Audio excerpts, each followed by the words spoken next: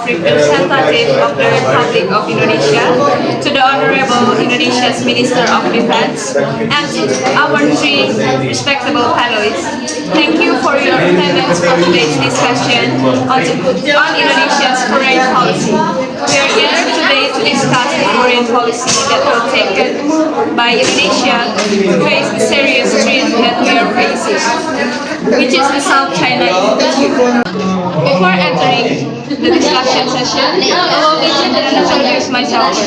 I am Yosephine Natania, Chairman of Commission 1 of the Indonesian House of Representatives, as today's moderator will guide our discussion session today. Firstly, let me ask the Minister of Defense, do you want today's discussion to be open or be closed? You are welcome to do broadcasting.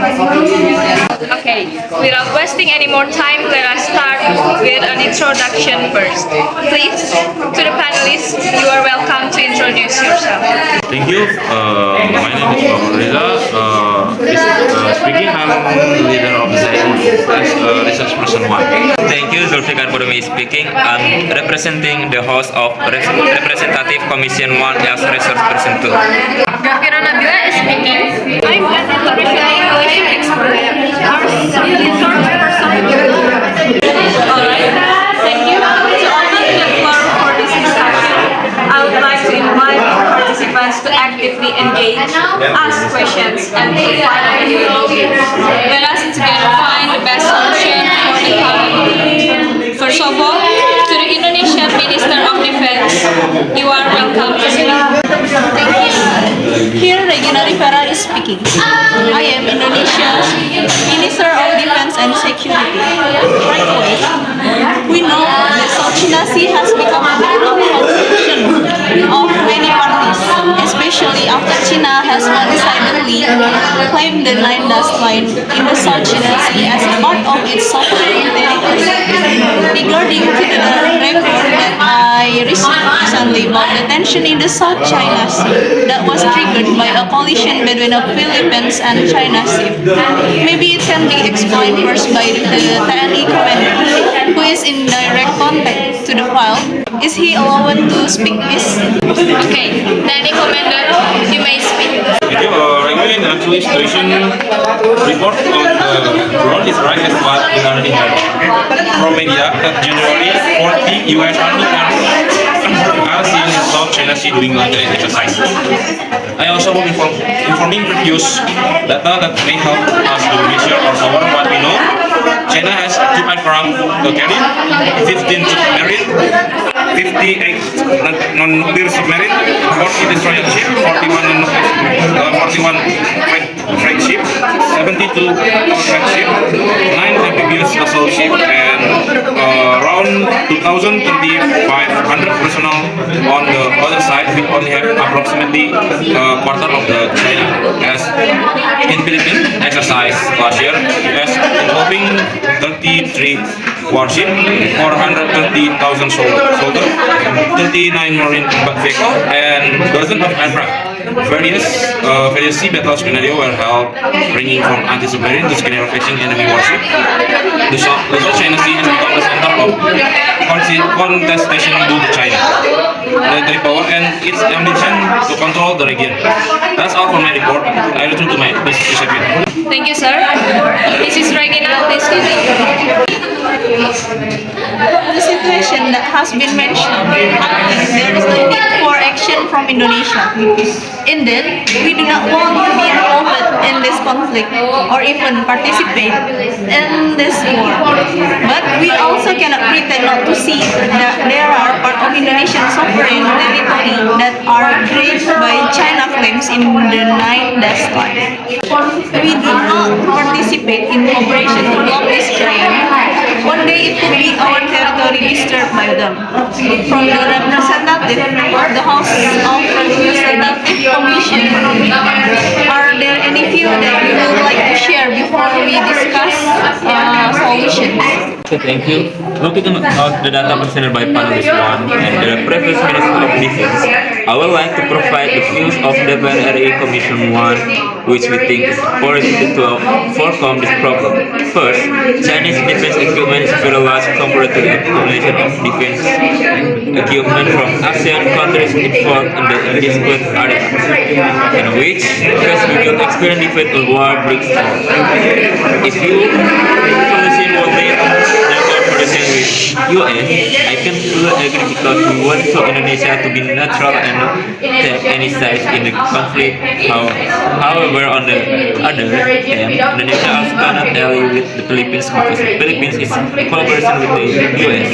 We are in position to continue to defend our territory. We will not carry out any maneuver and aggression outside our maritime territory. So our Navy task is defend Indonesia's sovereignty in the Natuna Sea in accordance with the provision of the 200-mile exclusive economic zone. Point of information, sir. Yes, Ms. Ghafira may speak. Okay, thank you. In last update in January 2022, Indonesia maintained the diplomatic and neutral position on South China Sea policy.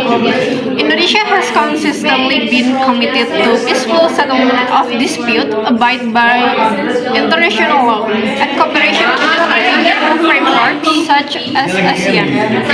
Indonesia emphasized the importance of the United Nations Convention on the Law of the Sea, UNCLOS, and supports the negotiation of a code of conduct in the South China Sea. The UNCLOS provides the legal framework for the world ocean and their utilization. Regarding the South China Sea, UNCLOS defines the right and obligation of each country in the maritime region. The main aspects related to the South China Sea are: first, territorial sea; second, exclusive economic zone; third, freedom of navigation, which is upholds the principle of freedom of navigation, recognizing the right of ships and aircraft to transit the high seas unimpeded. Concerns have been raised in the South China Sea regarding competing territorial claims that could affect freedom of navigation. And last, arbitration. UNCLOS provides dispute the resolution mechanism, including arbitration. In 2016, an international tribunal ruled on a case brought by Philippines against China, concluding that China's claim to historical right in the South China Sea were inconsistent with the UNCLOS. While the UNCLOS provides a legal framework, geopolitical tension and conflict persist in the South China Sea, the resolution of which requires diplomacy and adherence to international law. Thank you for the very valuable thoughts and insights from the panelists. Now let us move on to the next part of our discussion today. I would like to give the opportunity to the Minister of Defense to deliver the final decision that can guide Indonesia's foreign policy in dealing with the South China Sea issue. Please, Minister of Defense, you may speak. Thank you for the aspiration and information provided by the panelists. From the discussion that has been held, I can decide on some solution to the problem, which are: first, cooperation with the Philippines as a country that is also affected and disadvantaged. Second, strengthen and improve Indonesian military defense equipment to anticipate a war in South China Sea. There are the final decision of the Minister of Defense and Security. I hope this solution can be implemented properly and as soon as possible for the goodness for Indonesian maritime security. Thank you.